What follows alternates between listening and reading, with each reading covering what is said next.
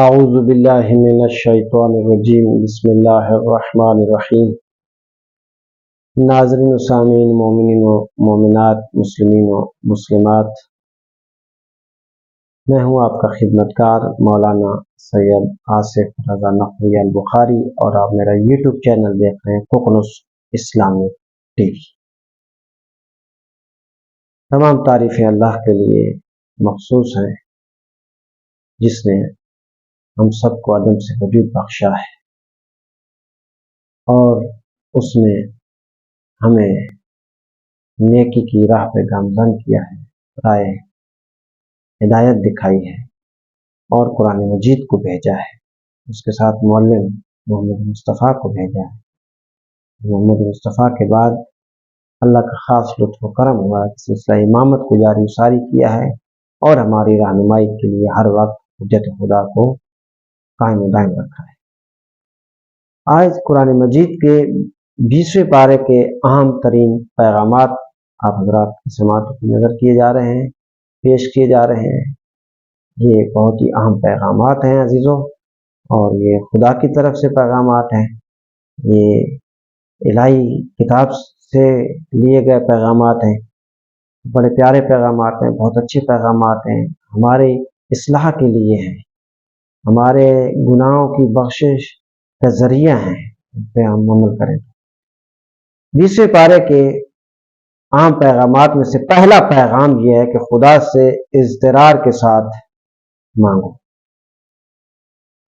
خدا سے اضطرار کے ساتھ مانگو، کیونکہ وہ ہر ضرورت مند، بے سہارا اور گرفتار کی دعا کو قبول کرتا اور ان کی مشکل کو دور کرتا ہے۔ اضطرار کا مطلب کیا ہے؟ یعنی بارگاہ الہی میں گڑ گڑاتے ہوئے، روتے ہوئے۔ کس طرح سے امیر المومنین دعا مانگتے تھے، کس طرح سے امام حسن مجتبی، امام حسین مظلوم کربلا، امام زین العابدین، سارے ائمہ خدا کی بارگاہ میں گڑ گڑاتے تھے، روتے تھے، گریہ کرتے تھے۔ اور مولا علی تو اس طرح گریہ کرتے تھے کہ لوگ خیال کرتے تھے کہ ان کا روح ہی پرواز کر گیا ہے۔ لہذا مشکلات کو خدا پھر دور کرتا ہے، گرفتار میں پھنسے لوگوں کی مدد کرتا ہے اللہ، جتنی بھی ضرورت مند ہے ان کی ضرورتوں کو پورا کرتا ہے خدا۔ لیکن تم خدا کا بن کے تو دیکھو نا۔ 20ویں پارے کے دوسرا پیغام، خدا تمہارے دل کے رازوں سے بھی آگاہ اور باخبر ہے۔ بات سمجھ رہے ہو؟ دل کے رازوں سے اللہ واقف ہے۔ دل میں کوئی کیا سوچتا ہے، کیا نہیں سوچتا، جس کے بارے میں سوچتا اس بندے کو بیچارے کو نہیں پتا، لوگوں کو نہیں پتا۔ کسی کے دل آپ کسی کو نقصان پہنچانے کا کچھ سوچ رہے ہوتے ہیں، یا کہ کسی کے خلاف کوئی منصوبہ بندی کر رہے ہوتے ہیں اس کو نقصان پہنچانے کے لیے، تو یہ اللہ جانتا ہے، اللہ کو پتہ ہے۔ تو پھر یاد رکھیں اس کی گرفت بھی بڑی سخت ہے، اس کی گرفت سے بچیں، خدا آگاہ ہے۔ 20ویں پارے کا تیسرا پیغام، اپنی خواہشات اور ہوس کی وجہ سے نبی کے دستورات کو ترک نہ کرو، کیونکہ سب سے زیادہ گمراہ انسان خواہشات کی پیروی کرنے والا ہی ہوتا ہے۔ اپنی خواہشات کی تکمیل کے لیے تم نبی کے دستور کو ترک نہ کرو، نبی کے دستور کو ترک کر کے اس میں اپنی خواہشات مت ڈالو، اپنی ذاتی مرضی، ذاتی برانڈ کا اسلام نافذ کرنے کی کوشش نہ کرو۔ یہ مراد ہے اس سے، ٹھیک ہے نا؟ تو 20ویں پارے کا تیسرا پیغام یہ تھا، اور چوتھا پیغام، جو لوگ برائی کا بدلہ صبر کرتے ہوئے اچھائی سے دیتے ہیں۔ ہائے ہائے، اللہ اکبر، اللہ اکبر، کاش کہ ہم ایسے بن جائیں، کاش کہ ہم ایسے ہو جائیں۔ جو لوگ برائی کا بدلہ صبر کرتے ہوئے اچھائی سے دیتے ہیں، اور راہ خدا میں انفاق کرتے ہیں یعنی خرچ کرتے ہیں, ان کو خدا 2 بار اجر دیتا ہے. 1 بار نہیں 2 بار اجر دیتا ہے. آپ کے ساتھ کسی نے کوئی چھوٹی موٹی برائیاں کر دی, آپ اس برائی کا بدلہ برائی سے نہ دیں بلکہ اچھائی سے دیں. دیتے ہیں نا, جب اچھائی سے دیتے ہیں اور پھر اللہ کی راہ میں خرچ کرتے ہیں تو پھر اللہ آپ کو 2 اجر فرماتا ہے, دے دیتا ہے. اب ظاہر ہے کہ اللہ کی طرف سے اجر ہیں تو وہ اجر عظیم ہیں, بڑے اجر ہیں, اس کا احاطہ آپ اور میں نہیں کر سکتے. 20ویں پارے کا 5واں پیغام. مومن جب لغو اور بےہودہ باتیں سنتا ہے تو یہ کہتے ہوئے کنارہ کش ہو جاتا ہے کہ ہمارے اعمال ہمارے ساتھ, آپ کے اعمال آپ کے ساتھ. جو خالص مومن بندہ ہے, جو اللہ کا بندہ ہے, وہ جب بھی کوئی بےہودہ باتیں سنتا ہے, لاغو باتیں سنتا ہے, تو وہ پھر کیا کرتا ہے, اس سے کنارہ کشی اختیار کرتا ہے اور اس سے کہتا ہے کہ بھائی آپ کے اعمال آپ کے ساتھ, میرے اعمال میرے ساتھ. یہ کہتے ہیں, کنارہ کشی کرتا ہے. 20ویں پارے